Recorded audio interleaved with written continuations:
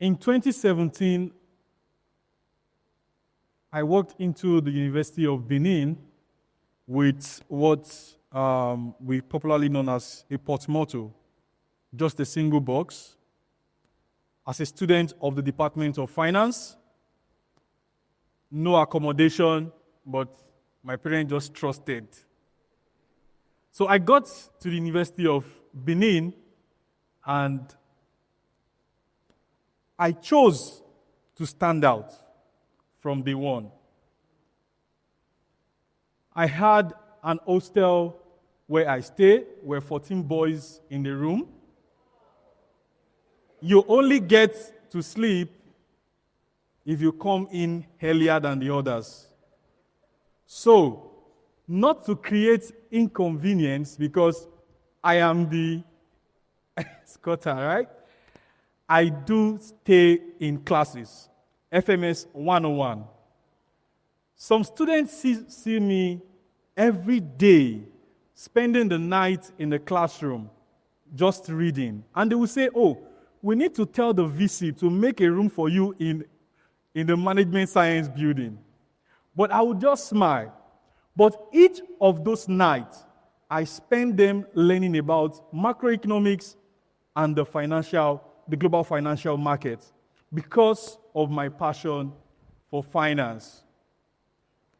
Day in, day out, I lived in the classroom, studying both my coursework and also about the global financial market. So,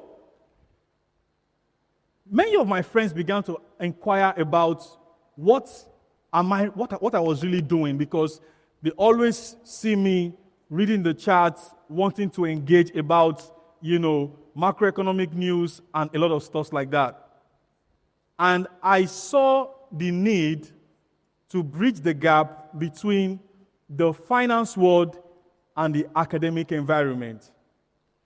As a student with no accommodation, but yet choosing to stand out, I started researching what universities all over the world, do when it comes to bridging the gap between the finance world and the academic environment. And I discovered that, several universities, Harvard and the likes, they had investment clubs, they had finance clubs. So I decided to start a finance club. But one thing about me is that I do not like to start something that would not outlive me. So what did I do? I went on LinkedIn. I started making research. I found a young man called Adebayo, a student of Unilag, 300 level. This young man has interned with Bank of America, has interned with African finance banks. His life challenged me via LinkedIn. I reached out to him and told him, I would like to start an investment club in my school. I see that you are the president of an investment club in Unilag. I would also like to know how you harness international opportunities. Bayo was so busy because he never even had time, because he had things he was working with. I said, okay, I'm going to travel down to Lagos. Don't forget, I do not have an accommodation, so it's not because I have enough money. So I called my parents and said, please, you would help me. I need to get to Lagos. There's a young man I need to see. We need to discuss something. Mom, Dad, this is going to be life-changing. They don't really understand what I'm saying, but they just believe that it looks like he knows what he's doing. So they sent me finance, and I entered the next available bus, and I traveled down from Uniben to Unilag. I dressed very well because I wanted to impress the young man that this guy has a lot of global exposure and all. On getting there, Bayo just appeared in his short, and then slippers. I said, hey, what's up? I'm like, wow, okay. Maybe this is how global people do. So he said, let's sit down here. Lo and behold, it was a parking lot.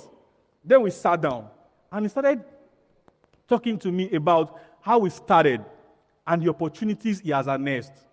Having learned from Adebayo, I traveled back to the University of Benin, and I started the the investment consortium, which, as at now, is still currently running after graduating for so many years. We've had 5 successive presidents, and I know some of the investment consortium people are here. Are you guys here?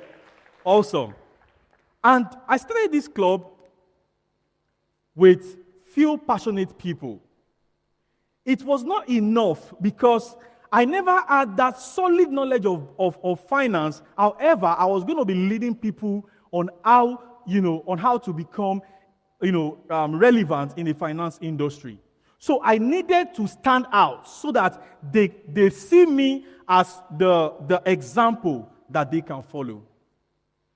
Now, returning to Benin, inspired, this was the moment I realized standing out sometimes means you need to take a road trip no one else would. Now, so standing out means you need to take a road trip no one else would. All right? My journey back to University of Benin, I started inquiring, how do I join Bank of America as an intern? And you can see my picture over there. Yes. I'm going to tell you a story about that. So, lo and behold, Bayo told me, Tunmise, Bank of America summer internship is out, you need to apply.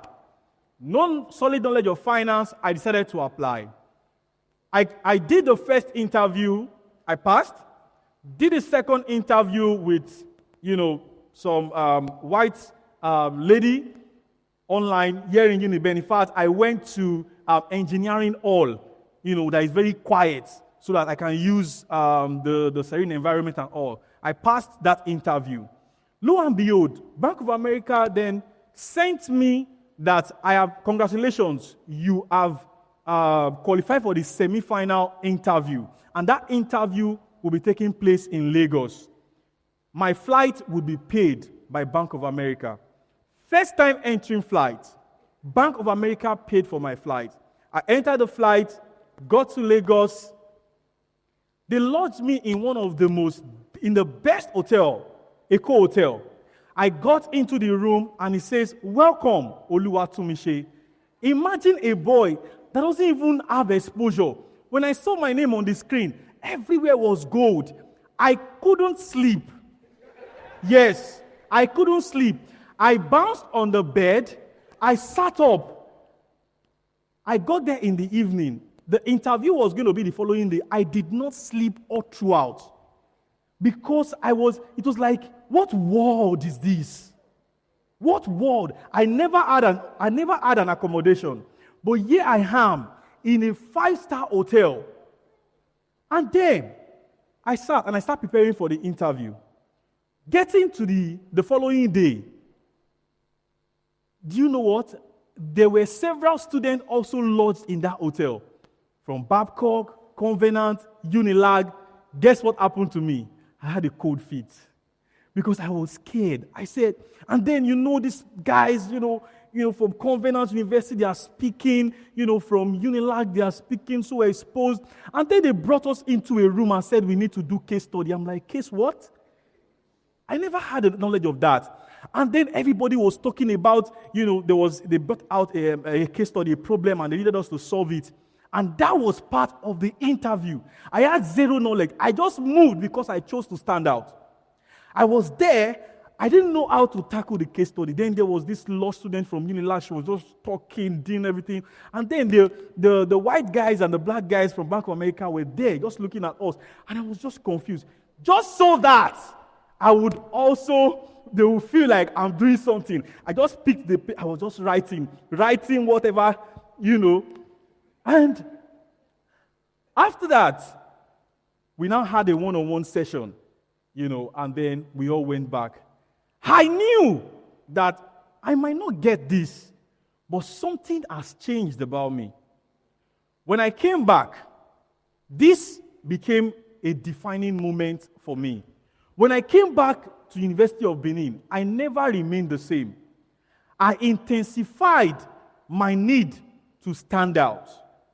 And I challenged my club members, and then we introduced case study in the club, and we started doing case studies.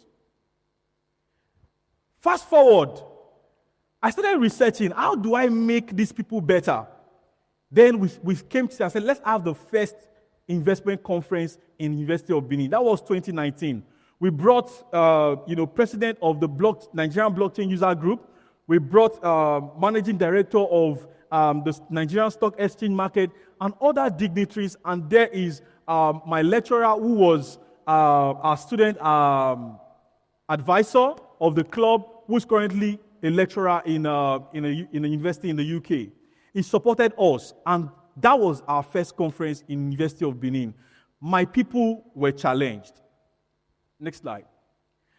Now, not only that, I told my guys, I said, I read something about a club in Harvard or so, back then when I was doing research, that these students will go for what they call industrial visits. So I told them that, guys, we are going for industrial visits. They say, oh, Tunmise, you have come again. I said, yeah, we're going for industrial visits. I said, where? I said, we are going to AfriInvest. AfriInvest is one of the leading investment banks and is located in Lagos. And here are students in Benin. And guess what? They are just like me. They've never been anywhere.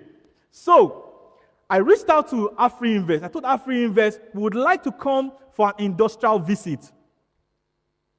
They were like, we've never really had such from students coming out from outside Lagos. And said, you know what? You can come.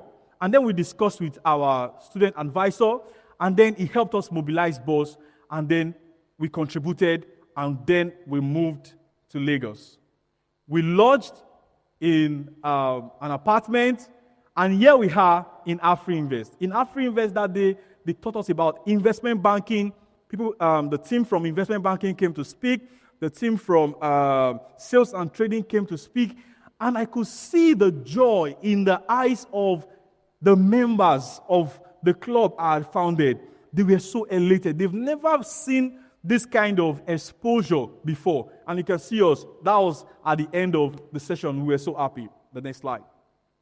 And then, of course, you see us at the beach. We went to the beach. You can see the posture we took at the beach. You definitely know that we do have exposure. We lie down in the beach because we don't know when next we would have that opportunity. Then we shared, I think, maybe potato and something. We just managed something, and then we ate. And we were so happy. A lot of persons amongst them, a lot of them said, thank you so much, Tunmise, because this is my first time being in Lagos. Not just that, being exposed to this industry, to the finance industry, and I really want to become an investment banker. So the language of many of the members of the club began to change. They began to say, oh, I want to become an investment banker. Oh, I want to go into sales and trading. Oh, I want to go into security trading, and a lot of stuff like that. The next slide. And this made me see that standing out impacts every other person. When standing out started paying off for me, don't forget, I was learning about the financial market, and I was also sharing what I learned on LinkedIn and on Facebook. Someone reached out to me. I was in 300 level. An international brokerage firm reached out to me. They didn't know I was a student, but they saw the level of knowledge about the global market I was sharing, and they said, oh, we have an offer for you. And right there and then, I became a global partner and trainer with Okta from 300 level. When the interesting thing is this, when Okta asked me, how much would you? I said, no, you know what? Let's just carry on first. And then I did the project. Before I did the project, Okta said they were the one talking. He said they were going to pay me 50% in advance. I was a 300 level student, still struggling, just entering 300 level. And when they paid me in Bitcoin. And when I saw the money, I was like, am I dreaming? And that was when standing out started paying off for me. At 400 level, I got a full-time role with an international organization. And that took me to countries and different states in Nigeria. And this helped me to stand out. I walked out of Uniben, not just with a degree, but with a resolve to live every day beyond the obvious. And from then till now, I live every day beyond the obvious. It is your turn to choose. It is your turn to choose. What can you build today that bridges the gap for those coming after you? What can you build today that bridges the gap for those coming after you? I've since gone from not just being interested in finance, but I've been working on projects that integrate quantitative methodologies to decentralized finance, which is one of the core parts of blockchain. Standing out is not just about being noticed. It's about being remembered for the difference you made. Thank you.